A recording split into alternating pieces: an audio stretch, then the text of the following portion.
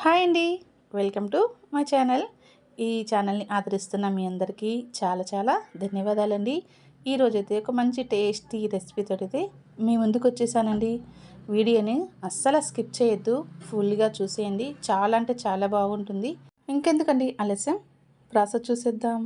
నేనైతే ఇక్కడ పొడవు వంకాయలు తీసుకున్నానండి. ఇవైతే టేస్ట్ చాలా బాగుంటుంది. ఇప్పుడైతే అన్నీ కట్ చేసుకోవాలండి. మీకు చూపించాలని ఇలాగ కట్ చేస్తున్నాను. చూడండి, ఇలాగ పొడవు వంకాయను చిన్న చిన్నగా పీసెస్గా కట్ చేసుకొని ఇలాగా కొంచెం పొడవుగా కట్ చేసుకోవాలండి. ఇదే మాదిరి అన్ని వంకాయలను కట్ చేసుకోవాలి.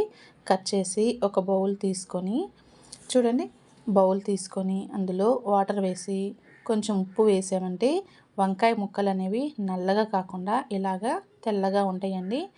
ఇలాగా అన్నీ కట్ చేసుకున్నాక ఇప్పుడైతే చూడండి, ఈ వంకాయ ముక్కలన్నీ మంచిగా తెల్లగా ఉన్నాయి కదా. ఇప్పుడైతే స్టవ్ ఆన్ చేసి కడాయి పెట్టుకొని కడాయిలో ఒక గరిటె నూనె వేసుకొని పోపు దినుసులు, ఎండుమిరపకాయలు, అలాగే కరివేపాకు, కట్ చేసుకున్న ఆనియన్స్ అన్నీ వేసుకొని మంచిగా ఫ్రై చేసుకోవాలి. ఇంకా నేనైతే పచ్చిమిరపకాయలన్నీ ఇలాగ పొడవుగా కట్ చేస్తుంటాను.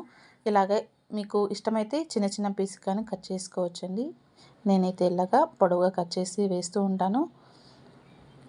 ఇలా మొత్తం పోపు మొత్తం మంచిగా ఫ్రై చేసుకోవాలండి. దోరగా ఫ్రై చేసుకోవాలి. ఇలా చేసామంటే చాలా బాగుంటుంది టేస్ట్. ఇప్పుడు మనం ముందుగా కట్ చేసి పెట్టుకున్నాం కదా వంకాయ ముక్కలు, అవి కానీ వేసుకొని మంచిగా దోరగా వేపుకోవాలండి. ఇలా ఒక 2 మినిట్స్ అలా మంచిగా ఫ్రై చేసుకున్నాక వంకాయ ముక్కలు మంచిగా మగ్గాయి కదండి. ఇప్పుడు 1.5 స్పూను సాల్ట్ వేసుకోవాలి. అలాగే ఒక 1/2 స్పూను పసుపు కానీ వేసుకొని మంచిగా ఇలా కలుపుకోవాలండి. ఇలా కలుపుకున్నామంటే టేస్ట్ చాలా బాగుంటుంది. చూడండి, ఇక్కడైతే వంకాయలు మంచిగా మగ్గిపోయినాయి కదా. చూడండి ఎంత బాగా మగ్గినాయో కదా. ఇప్పుడైతే ఇంకొకసారి అలా కలిపేసుకొని, చాలా సింపుల్గా టేస్ట్గా ఉంటుందండి. చాలా ఈజీగా చేసుకోవచ్చు. చూడండి, అడుగు అంటకుండా ఇలాగా కలుపుకుంటూ ఉండాలి.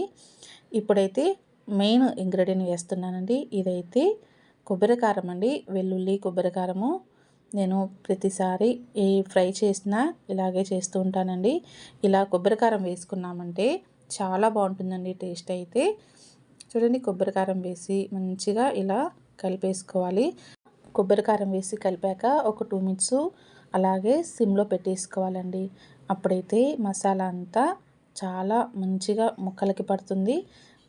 ఇంకా ఇప్పుడైతే మనకు ఫ్రై రెడీ అయిపోయిందండి. ప్లేట్లో తీసుకొని సర్వ్ చేసుకుందామండి. ఇప్పుడు వేడివేడి అన్నంలో కానీ చపాతీలో కానీ ఎలా తిన్నా సూపర్గా ఉంటుందండి. మీరు కానీ ఖచ్చితంగా ట్రై చేయండి. లైక్ చేయండి, షేర్ చేయండి. ఇలాంటి మరిన్ని వంటల కోసం మన ఛానల్ని సబ్స్క్రైబ్ చేసుకోండి. Thank you.